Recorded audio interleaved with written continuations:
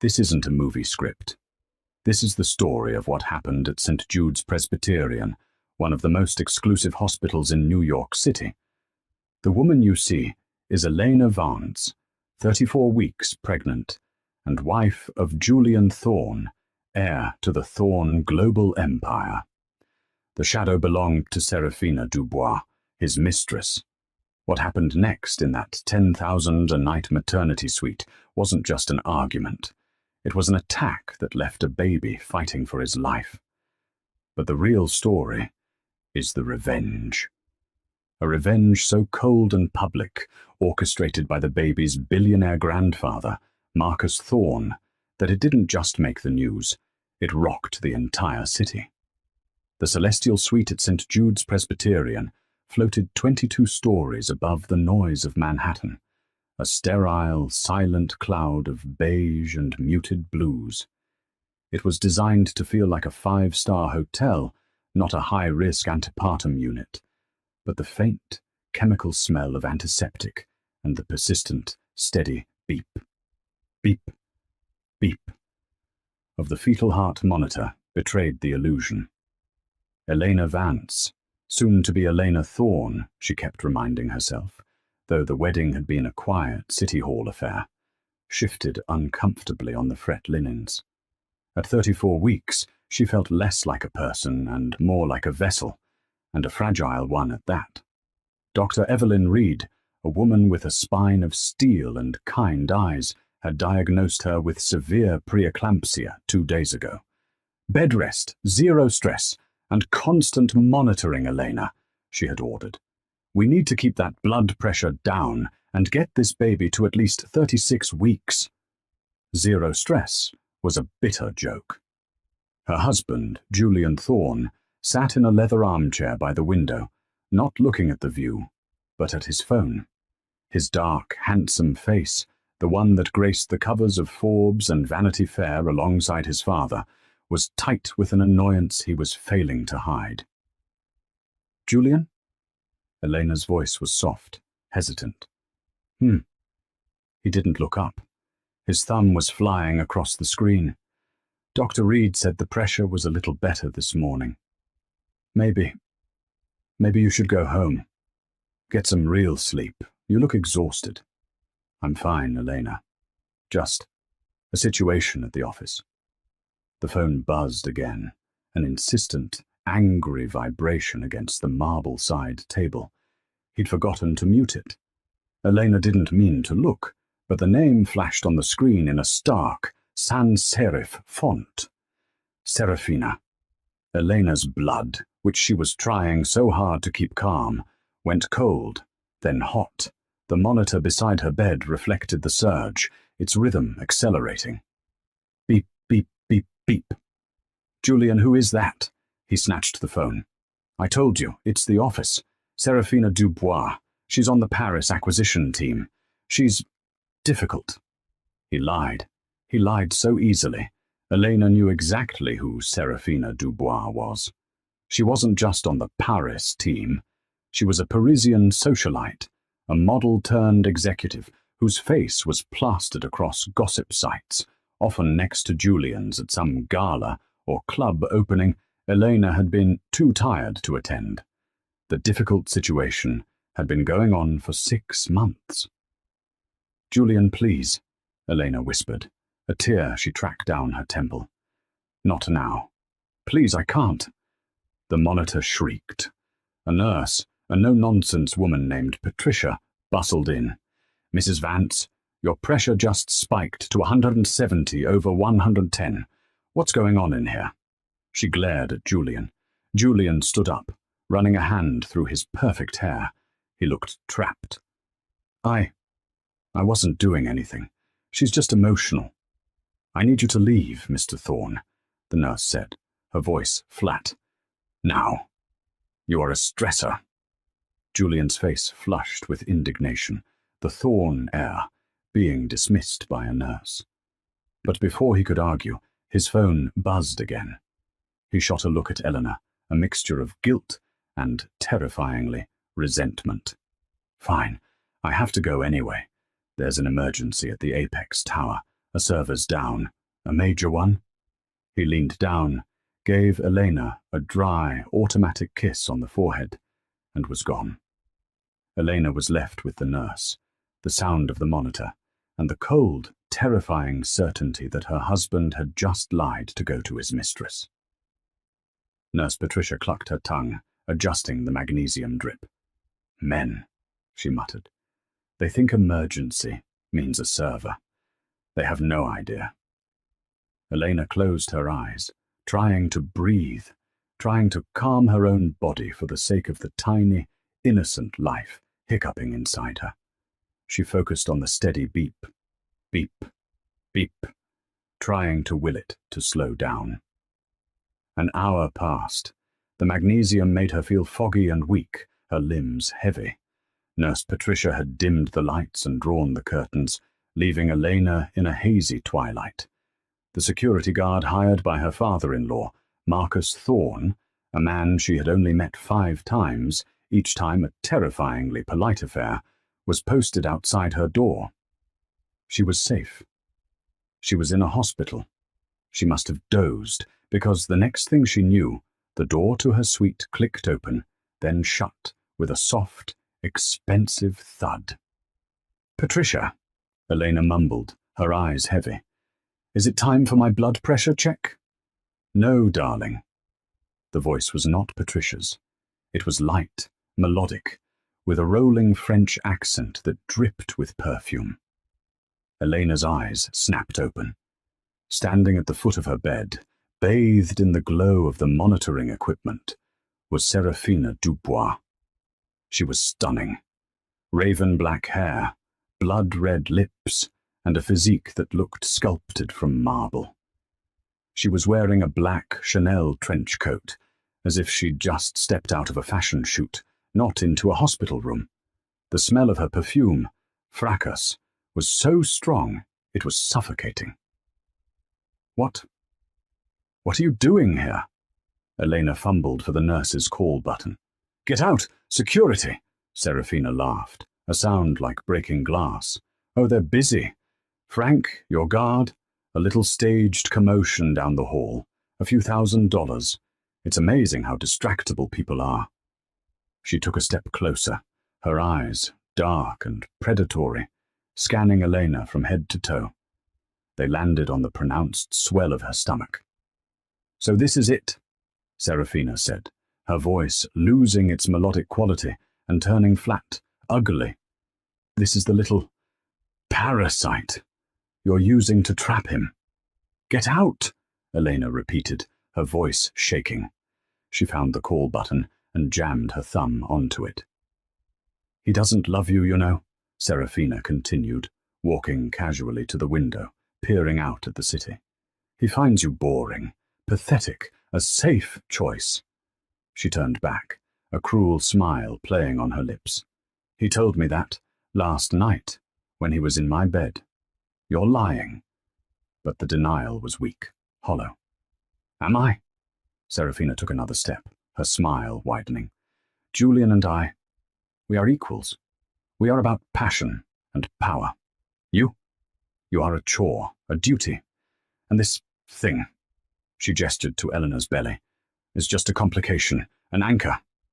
And I'm here to cut the rope." "The nurses are coming," Eleanor said, her heart hammering so hard she thought her ribs would break. The monitor was screaming a solid, high-pitched teet. "They'll be too late," Seraphina whispered. She was right beside the bed now, her face just inches from Eleanor's. The smell of her perfume was nauseating. "He's only with you because of that baby," she hissed. "Let's see how much he wants you when it's gone."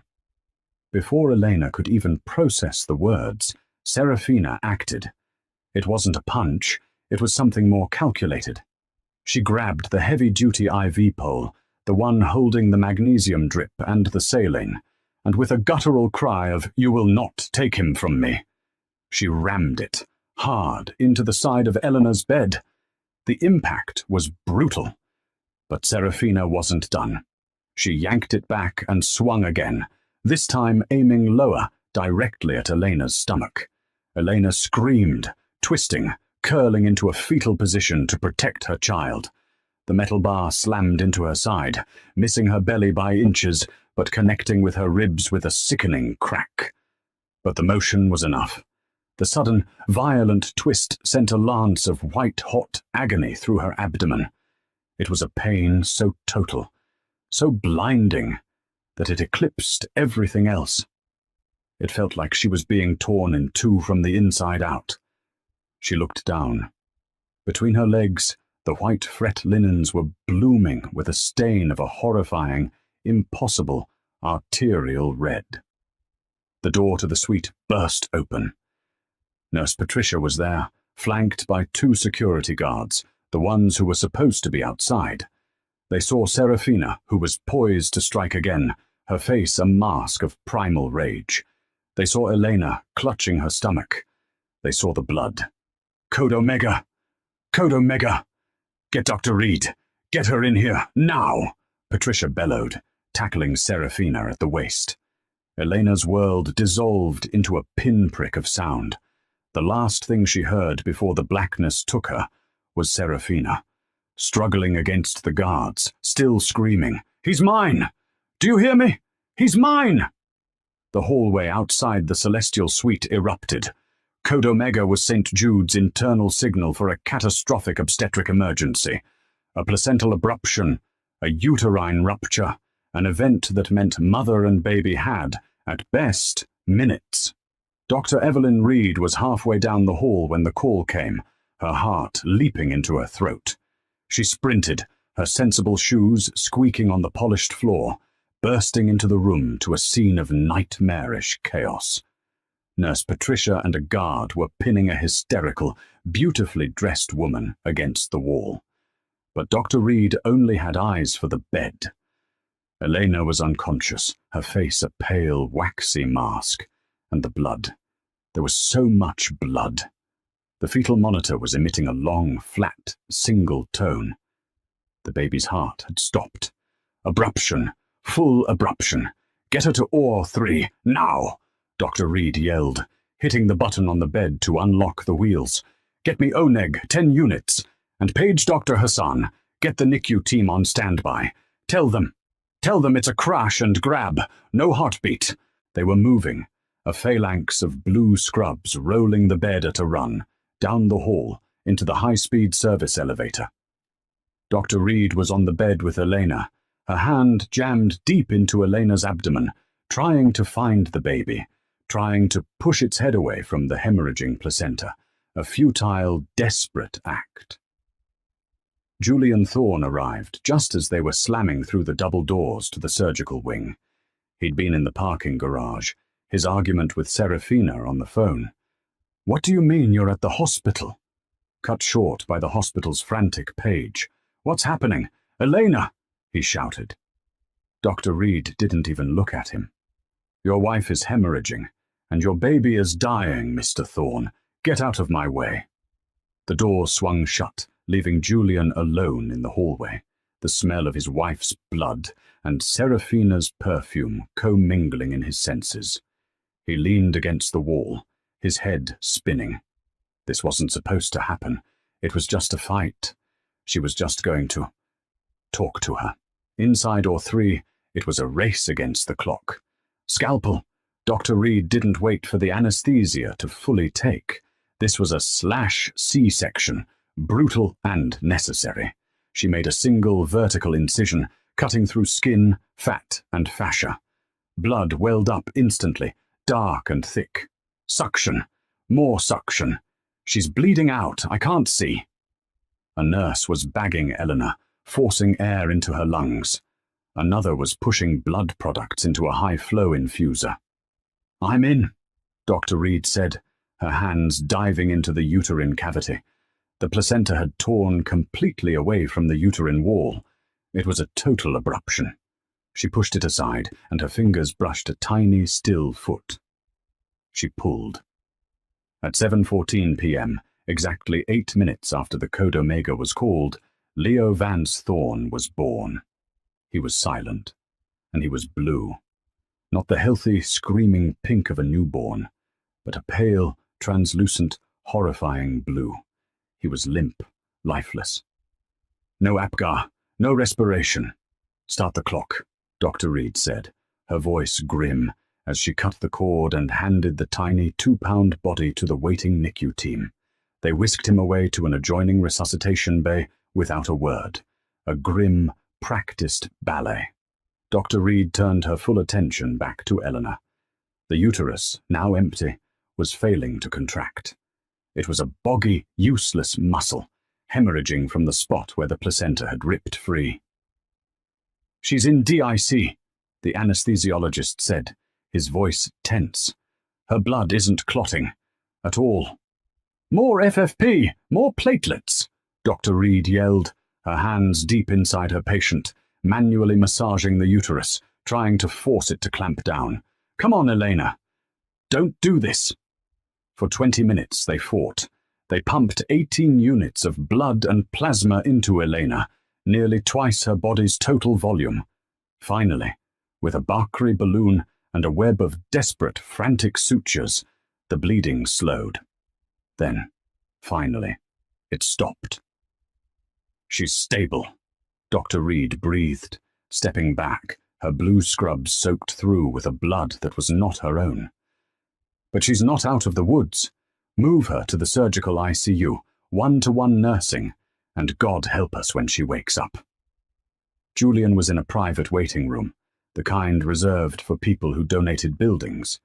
He had been mechanically drinking bitter coffee from a styrofoam cup for 2 hours when Dr. Reed entered. She had changed her scrubs, but her face was etched with exhaustion, and her hair was matted with sweat. "Dr. Reed, my wife, my son." Dr. Reed sat down, her posture rigid. She did not sugarcoat. "Elena is alive. She's in the SICU. She lost a catastrophic amount of blood and sustained 2 broken ribs. We had to perform an emergency C-section and, later, a hysterectomy to save her life. She will never be able to carry another child." Julian processed the words. Hysterectomy. No more children. No more heirs. A flash of inconvenience passed through his mind, and he hated himself for it. "And the baby?" he whispered.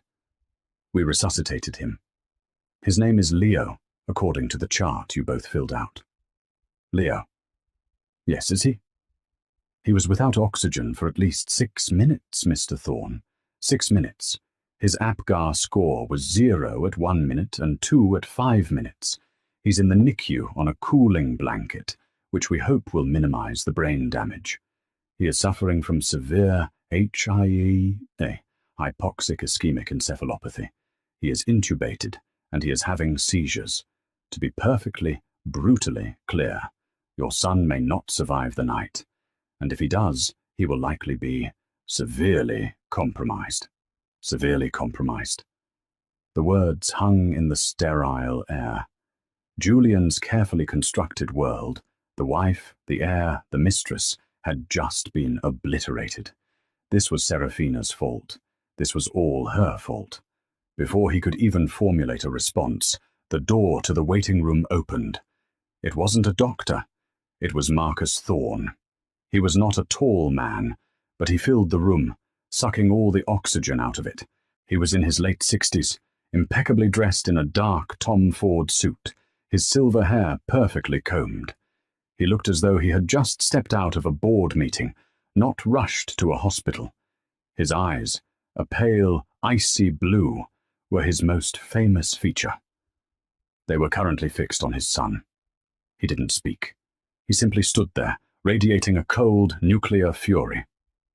"Father," Julian said, his voice cracking. He stood up. A son called before the headmaster. It's terrible. Elena. The baby." Marcus raised one hand, and Julian stopped talking, mid-sentence. "I have spoken to Dr. Reed," Marcus said. His voice was quiet, preternaturally calm. "I have spoken to the head of hospital security, and I have seen the preliminary police report.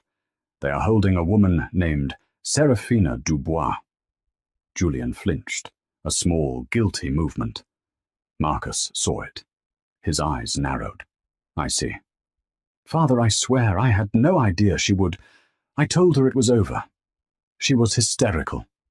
I came here as soon as— You will be silent, Marcus said. It wasn't a request. You will not speak to the police. You will not speak to the hospital staff. You will not go near Elena's room. You will not go near the NICU. You will go to the penthouse, and you will wait for me. But Elena— My son. You have no son, Marcus said, the words so cold they burned. Not until I say you do. You have a wife you betrayed and a child you allowed to be attacked. You are a liability, Julian. And I will now proceed to manage that liability. Marcus turned and walked out of the room. He didn't check on his son. He didn't ask to see his daughter-in-law. He pulled out his phone and made 2 calls. The first was to Benjamin Carter, the head of litigation for Thorn Global, a shark in a $5,000 suit. Benjamin, get to St. Jude's. I want a perimeter. No one talks to the press. No one. And I want the best private prosecutor you can find. I want this woman, Dubois, charged with attempted murder of my grandson. My grandson. Are we clear? The second call was to a man named Silas. Silas didn't have a last name, or at least not one that Marcus ever used. He was the head of Marcus's private security, a team of ex-Mossad and ex-MI6 agents who handled problems Thorn Global couldn't put on paper. Silas, Marcus said, stepping into his waiting Bentley. I have a situation. A woman named Serafina Dubois. I don't want to know what she had for breakfast. I want to know everything. I want to know her mother's maiden name, her first pet, every bank account, every text message, every secret she has ever had. I want her life taken apart, piece by piece, by morning. And I want the same done for my son. The driver shut the door, and the car pulled silently away into the night, leaving Julian Thorne alone in the fluorescent-lit hallway, a ghost in his own tragedy.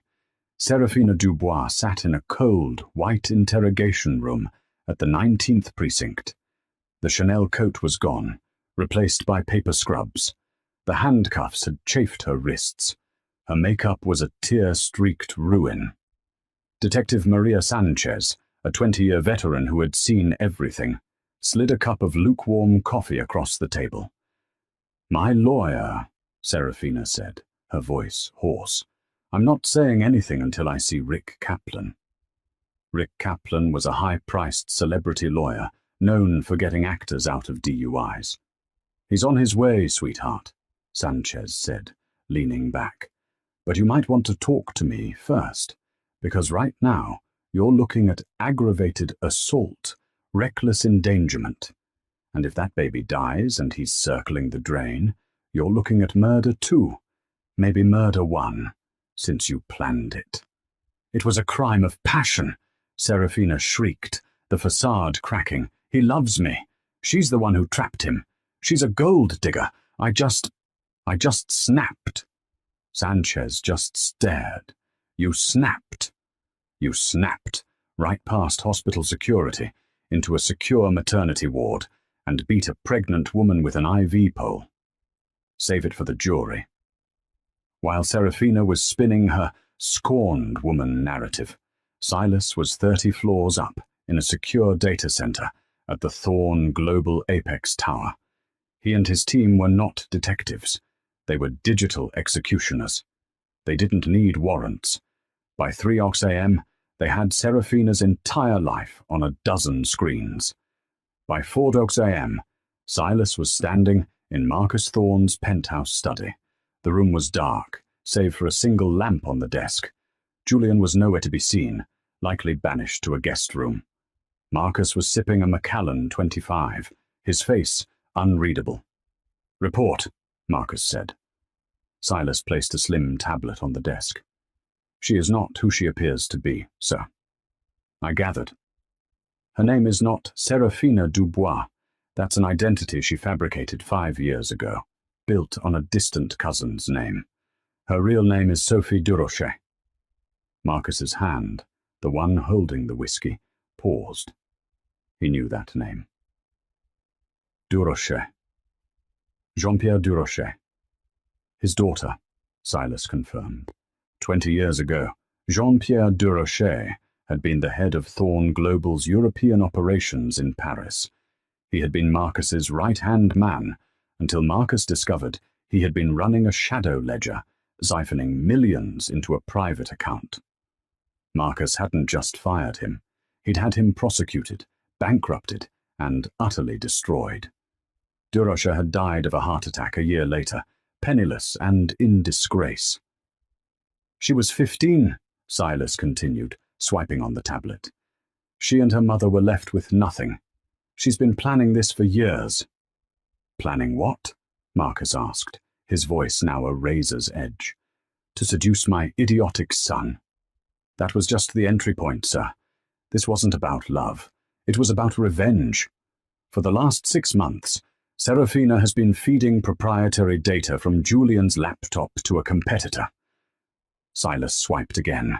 Ventures, Marcus breathed. His mortal enemy, a rival firm run by a vulture, been trying for a hostile takeover for a decade. She didn't just leak data, sir. She fed them our sealed bids for the new offshore wind contracts. She gave them our entire Q4 projection model. She's been poisoning the well, preparing for a short cell attack coordinated with... He was a fool, sir, completely blinded. He gave her his top-level access codes. He put her on the Paris acquisition team himself, against HR's advice, so she could have access to the data rooms. So the attack on Eleanor wasn't just a fit of jealous rage. It was a calculation. Go on, Marcus said. We cross-referenced the server pings. The emergency at the tower tonight. The one that pulled Julian from the hospital. It was a fabrication. The alert was triggered from outside the system, using an algorithm that traced back to a shell corporation. A corporation owned by Sophie Durocher. Marcus stood up and walked to the window, looking down at the city he owned. He was silent for a full minute. Serafina. Sophie hadn't just snapped. She had intentionally lured Julian away from the hospital. She knew about Elena's high-risk status. Julian had complained about it to her. She went to that room, knowing an attack could trigger a medical crisis. It was an attempt to destabilize the family at the exact same time she was destabilizing the company. A two-pronged attack, a daughter's revenge. And what? Marcus said, his voice terrifyingly soft. Did you find on my son? Silas hesitated. Sir, the bank records are conclusive. He hasn't just been sleeping with her. He's been funding her. He gave her the $5 million she used to seed the Shell Corporation. He bought the apartment she lives in. He was, wittingly or not, an active participant in the espionage against your own company. Marcus Thorne stared at the lights of New York. He had built an empire, but the call was coming from inside the house. His own son, his blood, had brought this serpent into his home and handed her the knife. Silas, Marcus said, turning from the window, his face a mask of cold granite. Lock her down. Alert Mr. Carter. I want him to file a civil suit so large it will blot out the sun. I want a lien on everything she's ever touched. As for the criminal case, tell Detective Sanchez I will be paying her a visit. I have some new evidence for her. And Mr. Julian? Silas asked. Marcus looked toward the hallway where his only son was sleeping. Mr. Julian is about to learn the difference between being a thorn and being my son. Julian was woken by a sharp knock. He stumbled out of the guest bed, his head pounding, his suit from the day before hopelessly wrinkled. He found his father in the grand library, a room panelled in dark mahogany that always felt like a courtroom. Marcus was, as always, immaculate, already in a fresh suit and tie. The sun was just beginning to weakly light the sky over Central Park. "Father, I was going to go to the hospital." "Sit." Julian sat. On the polished mahogany table between them, Marcus laid out a series tam of documents, bank statements, server logs, corporate wire transfers. "Is Sophie Durocher a name that means anything to you, Julian?" Julian's confusion was, for a moment, genuine. "Who? No. What is this?" "It's the real name of the woman you know as Seraphina Dubois," Marcus said, his voice flat. "The daughter of Jean-Pierre Durocher, a man I sent to prison for fraud, a man who stole millions from this family." Julian's face went white. I didn't know. I swear." "Of course you didn't know." Marcus slammed his hand on the table, the first crack in his icy composure. "You were too busy thinking with the wrong part of your anatomy to do 1 second of due diligence. You brought a viper into my house, into my company." She loved me," Julian stammered, a pathetic defense. Marcus let out a short bark of a laugh. It was the most terrifying sound Julian had ever heard. "Loved you? You were a tool, Julian, a means to an end. This was never about you. It was about me. She was destroying this company from the inside, using your access, funded by your allowance." He slid a bank statement across the table. A $5 million transfer from Julian's personal trust to a Cayman Islands holding company. "For her new fashion line, I believe you told the bank?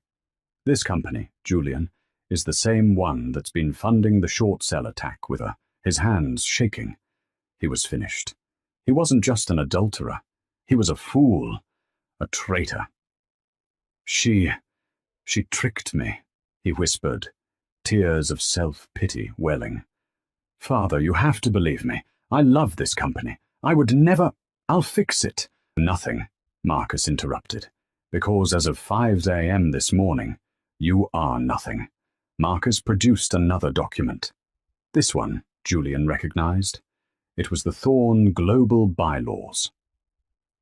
"I have just spoken to the board," Marcus said. "I invoked Article 7, Section 4, the morality clause, and the clause pertaining to actions gravely detrimental to the company. You have been unanimously voted off the board, effective immediately. Your employment is terminated. Your corporate accounts are frozen. The keys to your company car are to be left on this table." Julian stared, uncomprehending. My job, Father, you can't." "I can, I have."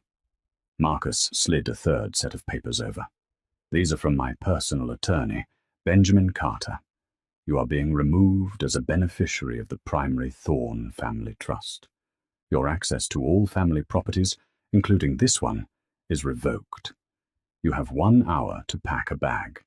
A car will take you to a hotel, one of your own choosing, and on your own dime.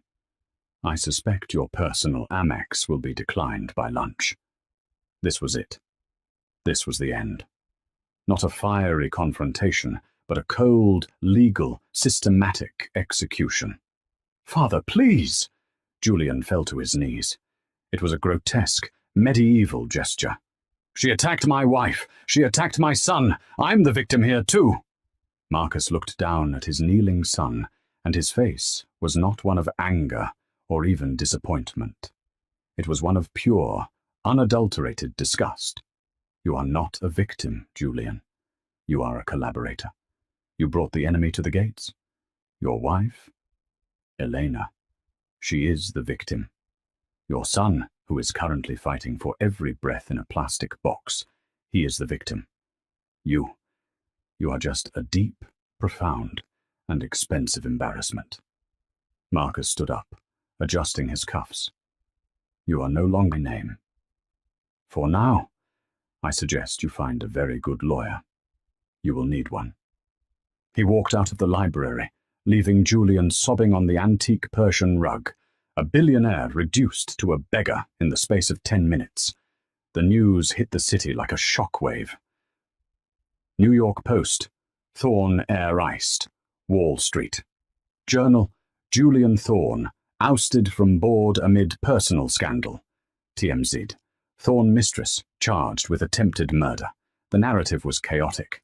Serafina, now publicly identified as Sophie Durocher, was a jilted lover. Julian was a disgraced husband. Elena was the tragic wife. Leo was the miracle baby, still in critical condition in the NICU. But Marcus Thorne was just getting started. This was only the appetizer. In her cell at Rikers Island, Sophie Durocher was frantic. Her celebrity lawyer, Rick Kaplan, was in full spin mode. "My client is the real victim," he shouted on the courthouse steps. "She was manipulated by the Thorne family. She is being scapegoated to cover up Julian Thorne's own financial crimes. She was pregnant with his child, and when she confronted him, his wife attacked her." It was a bold, insane lie. But it muddied the waters. It introduced doubt. Marcus watched Kaplan's press conference on the TV in his office. He took a sip of tea. "He's good," he murmured to Benjamin Carter. "He's a cockroach," Carter replied. "Sir, they've filed a civil suit against us for $100 million. Defamation, emotional distress, and they're subpoenaing Julian." "Excellent," Marcus said, a faint smile touching his lips. "Sir, this is what I wanted. She's cornered, and a cornered animal is predictable. She's overplaying her hand. She thinks this is a public relations battle. She doesn't realize this is a war she has already lost." Marcus's plan was not to win in court. That would take years. That was private. He wanted a public execution. "The heart of the city gala," Marcus said, looking at his calendar. "It's in 3 weeks, at the Met." "We should cancel it, sir," Carter advised. "The optics—" "We are not cancelling it. We are moving it up to next Tuesday. And you are going to make sure that Sophie Durocher's legal team receives a leak." "A leak of what?" "Financial documents from Thorne Global. Documents that seemed to prove Julian was the one embezzling and that he was wiring the money to an offshore account in Eleanor's name." Carter's eyes widened. "Sir, those are falsified. That's entrapment." "It's a trap," Marcus corrected. "Kaplan and Durocher are so eager to prove Julian is the bad guy, they won't vet them. They won't have time. They will see them as their silver bullet. They will, almost certainly, release them to the press to blow up our gala." "And when they do?" "When they do," Marcus said, his eyes glinting, "they will have committed a new crime, disseminating fraudulent corporate documents, and I will be on stage, in front of the entire city when the truth comes out." This was the real revenge. Not just to jail her, not just to sue her, but to let her, and the whole world, think she was winning, right before he pulled the scaffolding out from under her. He had one more stop to make. He went to the hospital, not the NICU. He couldn't bear to look at the tiny, fragile body of his grandson, covered in wires. He went to the surgical ICU. Elena was awake. She was pale, weak, and had a tube in her nose. But her eyes were clear, and they were furious. "Mr. Thorne," she said, her voice a rasp. He sat beside her bed. He did not offer platitudes. "Elena, you have been wronged. By my son, and by that woman. My baby," she whispered, a tear rolling down her cheek. "They won't let me see my baby." "He is alive," Marcus said. "He is fighting, and I am fighting for him. For you." He leaned in. "Next Tuesday is the heart of the City Gala. It is the most important night of the year for this company. The press will be there. The entire city will be watching. I am asking you to be there, by my side." Elena looked horrified. "Be there? I can't even... I'm broken." "You are not broken," Marcus said, his voice surprisingly gentle. You are forged. They see you as a victim, a tragic footnote. I want them to see you as the future. I am going to destroy the people who did this to you, Elena, and I want you to be there to watch them burn. A new light entered Elena's eyes. It wasn't forgiveness, it wasn't kindness, it was steel, the same steel that lived in Marcus. Get Dr. Reed, Elena said. Tell her I need a wheelchair, and tell her I need the best dress in New York. The great hall of the Metropolitan Museum of Art was a sea of black tie and diamonds. The heart of the City Gala, moved up with only a week's notice, was the only event that mattered in New York. The tension was palpable. The air crackled with gossip and the flash of 1,000 cameras. Where was Julian? Is the baby alive? Is Marcus Thorne's empire crumbling? Daniel being caught by the Temple of Denda, a smug look on his face. He thought he was at a funeral. Rick Kaplan and Sophie Durasher's legal team were also there, having been accidentally invited. They were clustered near the press pen, handing out packets of documents. The leak had worked. The New York Times and Wall Street Journal reporters were already looking at the bombshell documents, wires from Thorne Global, allegedly signed by Julian, to a shell company in Elena Vance's name. The narrative Kaplan was spinning was electric. This was a conspiracy between Marcus, Julian, and Elena all along. Sophie was the whistleblower, and they tried to silence her. The lights dimmed. Marcus Thorne walked onto the stage. A single spotlight hit him. The room fell silent. Good evening, he said. There has been a lot of speculation about my family, my company. Tonight I am here to provide clarity. He gestured to the side of the stage. A murmur went through the crowd as Eleanor Vance Thorne was wheeled out. She was in a wheelchair, yes, but she was not a victim. She was wearing a stunning, custom-made gown of ice blue silk. Her hair and makeup were flawless. She looked like an avenging queen, and her eyes were fixed on the crowd with terrifying resolve. She parked her chair right next to the podium. My daughter-in-law, Elena, Marcus said, his voice ringing with pride. The strongest woman I have ever known, and the mother of my grandson, Leo Thorne, who, I am happy to report, as of this morning, is breathing on his own. A wave of applause, genuine and relieved, swept the room. But we are here tonight, Marcus continued, his voice hardening, because of an act of profound evil, an act of personal and corporate terrorism. Rick Kaplan, in the back, scoffed, preparing his counter-move.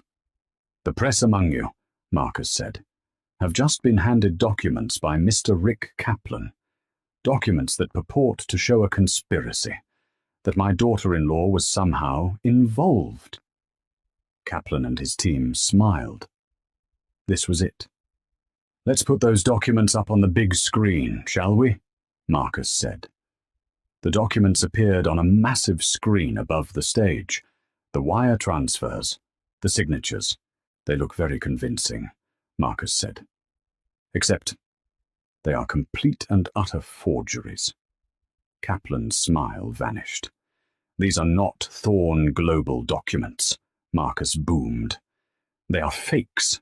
Fakes created by my team and intentionally leaked to Sophie Durasher's legal counsel. Counsel who was so blinded by greed and so confident in their own lies, they disseminated fraudulent corporate documents to the press. An act which, my lawyers tell me, constitutes several felonies. The press pool looked at Kaplan, who was now the color of ash. But that, Marcus said, is just the opening act. You see, Ms. Durasher, or Sophie, has based her entire defense on being a scorned lover who snapped, a crime of passion. Let's see, shall we? The screen changed. It was no longer documents. It was high-definition, color security footage. The world suddenly saw the inside of the celestial suite. The audio was crystal clear. "Serafina, this is the little parasite you're using to trap him." Elena, "Get out, security." Serafina, "He's only with you because of that baby. Let's see how much he wants you when it's gone." The room watched in horrified, pin-drop silence as the video showed Serafina grabbing the IV pole. It showed her ramming it into the bed. It showed her swinging at Eleanor's pregnant stomach. It showed the blood. A woman in the front row screamed. Several people he was going to be sick. "That," Marcus said, his voice a low growl, "is not passion. That is premeditation. That is attempted murder." Sophie Durocher, who had been watching from a secure location with her team, was now on every screen, her face a mask of pure, unadulterated terror. "But why?" Marcus continued. "Why do this? Because this was never about my son. It was about me." The screen changed again. Now it showed the old, grainy photo of Jean-Pierre Durocher. It showed the 20-year-old articles about his fraud. "This is Sophie Durocher, the daughter of a man who tried to steal from my company, and she was trying to finish the job." The screen filled with server logs, bank transfers from Sofan, laid bare. "She conspired with a competitor," Marcus said. His eyes finded corporate espionage. "And when she feared she was being discovered, she tried to create a distraction. She tried to murder my grandson to cover her tracks." As he spoke, Detective Maria Sanchez and two uniformed officers who had been waiting in the wings walked directly to Rick Kaplan's table and slapped handcuffs on his wrists. "Richard Kaplan, you're under arrest for conspiracy and disseminating fraudulent materials." At the same moment, across town, a separate team burst into the office where Sophie Durocher was hiding. She was arrested on the spot. Not just for the assault, but for a dozen new federal charges of corporate espionage and conspiracy. But Marcus wasn't finished. There was one last piece of business. He looked into the camera. He knew his son was watching. "And finally, to the man who enabled this, my former son, Julian Thorne." The cameras flashed, a blinding strobe of light. He was a fool, a weak, negligent fool, who put this family and this company at grave risk. As of this morning, he has been formally and irrevocably disowned. His inheritance, his name, his position, all of it is gone. Marcus turned and took Elena's hand. He raised it in the air. "The Thorne legacy is not built on weak men," he declared to the shocked room. "It is built on strength. It is built on loyalty. And it is built on family. The future of Thorne Global and my entire personal fortune will be placed in a new trust. A trust for the real Thorne family, Elena Vance Thorne, and her son Leo." The city hadn't just been rocked, it had been fundamentally altered. The king had not just defended his castle, he had burned his enemies, disowned his own blood, and crowned a new queen, all before the main course was served. 6 months later, New York was a different city. The name Sophie Durocher was a punchline, a cautionary tale. Facing an avalanche of evidence, the video, the financial trail, the testimony of save his own company, she took a plea. 25 years to life. She would be an old woman before she ever saw the outside of a prison again. Julian Thorne was a ghost. He had tried to sue for his inheritance. The case was laughed out of court in a single afternoon. Marcus Thorne's lawyers had produced a mountain of evidence of his gross negligence. The Post ran a grainy photo of him, overweight, badly dressed, loading luggage into a taxi outside a budget motel in Delaware. He had tried to sell his story, but no one cared about the story of a weak man who had lost. Thorne Global, on the other hand, was thriving. The stock had soared after the purge. Marcus had proven his leadership was absolute, but the real change was at the hospital. St. Jude's now featured the Leo Thorne Vance NICU, a state-of-the-art facility funded by a $100 million donation from the New Thorne Trust. Leo himself was a miracle. The cooling therapy and the relentless work of his doctors had worked. He was small, and he would need years of physical therapy, but he was whole. He had minimal brain damage. He was, as Dr. Reed called him, a little fighter. Elena Vance Thorne was no longer in a wheelchair. She walked with a slight limp, a permanent reminder of her broken ribs, but she walked with purpose. She was not the grieving wife. The city's society pages had a new name for her: the matriarch. She had not retreated into motherhood. She had advanced. She sat on the Thorne Global Board, not as a token, but as an active member. The old men who had initially dismissed her as the widow now feared her. She had her father-in-law's eye for numbers and a cold, analytical mind that her ex-husband had always lacked. She was also the full-time head of the Thorne Charitable Foundation, redirecting its mission to fund women's shelters and legal aid for victims of domestic violence. The final scene of the story took place not at a gala, but on the penthouse terrace, high above the city. It was a warm summer evening. Marcus Thorne, the city's apex predator, was on his hands and knees on an expensive rug, making airplane noises as his grandson Leo giggled and pulled on his ear. Elena watched them, a small, genuine smile on her face. She had divorced Julian and had legally taken back her maiden name, adding Thorne's only as a doing business as. She was Elena Vance. "You know," she said, sipping a glass of water, "the press still can't believe what you did, disowning your only son. It was Shakespearean." Marcus looked up, his face softer than the world ever saw it. He picked up Leo, holding the boy close. "Shakespeare was full of tragedy," Marcus said, looking at his grandson. This was a correction. Julian was a mistake, a weak link." He looked at Elena, his eyes full of a new, profound respect. "The Thorne name isn't just about blood, Elena. It's about character. You and this boy. You are the character. You are the legacy." Elena nodded, turning to look out over her city. She had survived the fire. She had lost a husband, her fertility, and her illusions, but she had gained a son. She had gained an empire, and she had learned, from the most ruthless teacher in the world, exactly how to protect it. And so, the city of New York learned a valuable lesson. You do not touch what belongs to Marcus Thorne. Sophie Durocher, the mastermind, is rotting in a cell. Julian Thorne, the fool, is a forgotten man.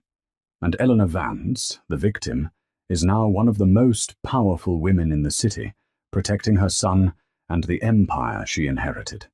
This story is a brutal reminder that the line between love and obsession and between business and revenge is terrifyingly thin. It wasn't just a family drama. It was a public execution, a demonstration of power so total it left the entire city speechless. What do you think? Was Marcus's revenge justified, or was it a cold-hearted overreaction? What part of this story shocked you the most? Lemon helps us bring more incredible stories like this to light. And if you love stories of drama, revenge, and justice, make this video with someone who won't believe it and ring the bell so you never miss an update.